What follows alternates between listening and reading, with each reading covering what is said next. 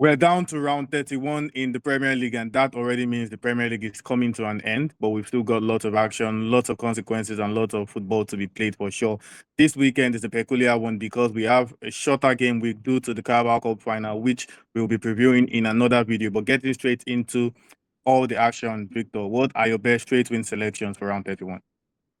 I'm going with Chelsea against Everton. It's at 220. I think Chelsea should really show up here. Yeah, I know. But look at it this way. The safety net of securing Champions League football by winning the Champions League this season, that's gone. It was unlikely to begin with, even before the first leg against PSG, but they need a proper reaction here because the way they lost both games against PSG was just terrible. Besides, they have done decently in away games of late. Last 10 brought them 6 wins. There was the FA Cup win, but a draw after 90 minutes. And the 3 losses they had in these last 10 games came against teams much better than them, Arsenal and PSG. So those are kind of excusable losses. Everton at home, they've been very poor recently. They only won twice in the last 10 games and lost 5. Villa against West Ham, I'm looking at a double chance of draw or West Ham win at 188. Yeah, I know. You keep disapproving of my picks, but I feel like my logic is solid.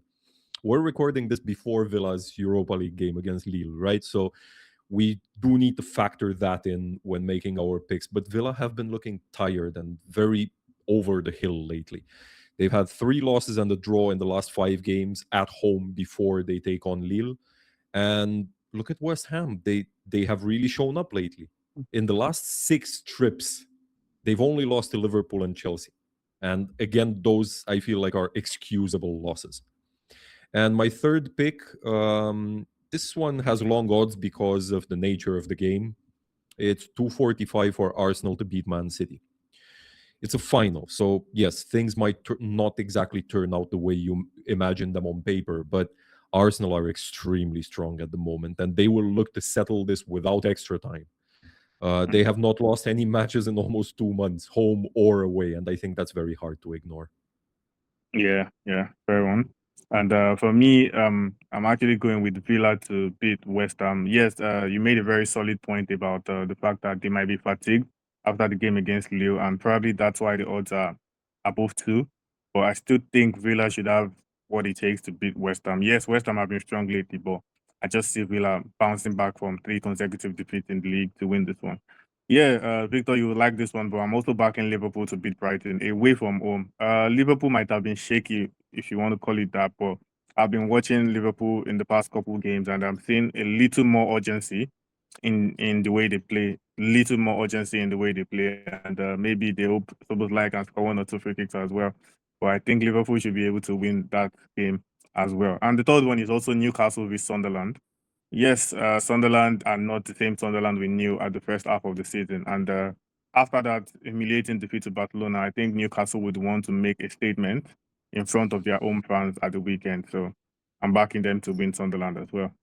We are very much at odds with our picks so far because you'll hear my bold opportunity and goes against this as well. Well, we'll see. Moving on to the goal market, Victor, what are your best overall on that selection? Oh my, I'm very wary of the goals lines ahead of this weekend, especially after a fairly low-scoring round last weekend and European games for 9 teams this midweek. But yeah, here goes. Brighton v Liverpool, 2.5 plus at 172. Even though 9 of the last 10 head-to-heads had 3 or more goals. These 2 teams like having a go at each other. I can see 2.5 plus landing here, but the odds do give everyone pause for thought. Another one is Spurs versus Forest. I'm going with BTTS here at 168. Spurs have scored and conceded in all of their last 7 games in all competitions. And before tonight's game in Denmark, Forest have scored and conceded in 3 of the last 5. I think both sides will be a bit all over the place defensively for this one. And I'm also picking an under. It's Fulham v Burnley. Under 3.5 at 133. For Fulham, only 2 of the last 10 at home. For Burnley, only 3 of the last 10 on the road, finished with more than 3 goals. And I see this one as more of a safety net type of line for this weekend. Interesting. I'm going with 3 overs, and I'm going with Bournemouth, the Manchester United. Yeah, I think both sides will come in that game with a statement to prove Bournemouth's unbeaten run in the Prem. United looking to solidify their top four hopes. So I think they will go all out, and we should see at least goals in that one. I'm also going with Brighton v Liverpool, like you said, Victor. It's also a game where I think both teams will not sit back, and we should have some end-to-end football. And then the third one, I'm going for Everton with Chelsea because I think Everton in my head, I think Everton have a good chance to win that game, but maybe it could end up as a high scoring fixture, but both teams to score and over 2.5 goals for me. Yeah. And moving on, player to score selections, Victor. Max is going to love this one. I'm going with Sheshko, 255. As far as I can tell, and as far as I'm hearing, he's starting this one. And with the form he has been in, he seems like a lock for a goal. He's got 6 goals in his last 9 appearances in all competition, and only 3 of those 9 were starts. Leeds versus Brentford, I'm going with Igor Thiago at 260. He is not in as good of a form as Sheshko, sure, but I mean, he's only just been called up for Brazil's games this month. He must be riding an absolute wave right now. He scored last time out, and he is, after all, on 19 prem goals this season, right? And I'm also going with Richarlison at 310 against Forest. He was suspended for the Champions League game in midweek, so I think rotational logic dictates that he starts against Forest.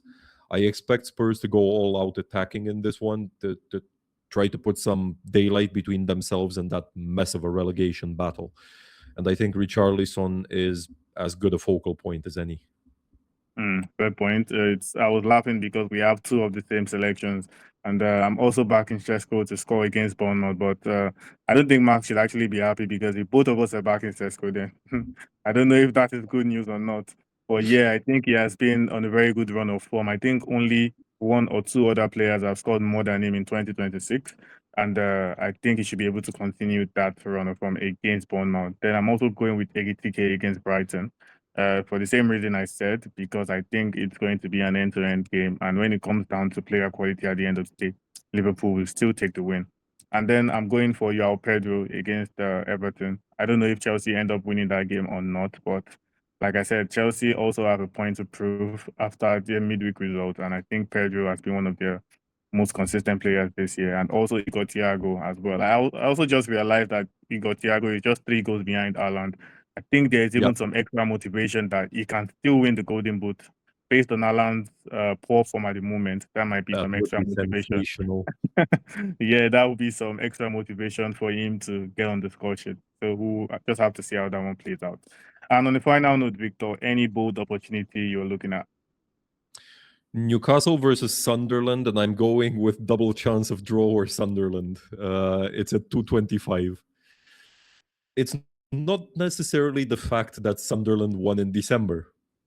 They were a bit of a different team back then, but Newcastle are most likely a bit crushed after losing so badly against Barca in the second leg.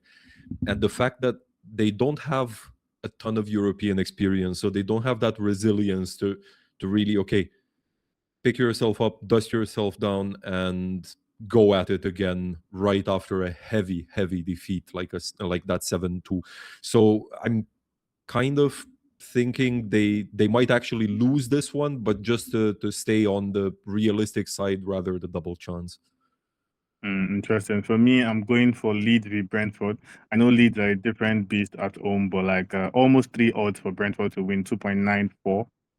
And I think there's some logic there. It makes sense to back Brentford to go all out to win this one because there's still an outside chance that, maybe, just maybe they can secure some European spots of some sort. They're only 3 points behind Chelsea in 6th place.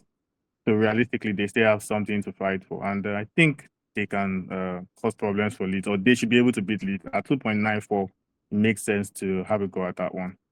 But yeah, and those are our predictions for round 31. And just like Victor mentioned, to our viewers out there, make sure you consider the fact that all or many English sides, up to 9 English sides, played midweek games, and that would mean some rotations, some changes, some tweaks here and there ahead of this weekend. So make sure you take all of that into consideration before following our picks.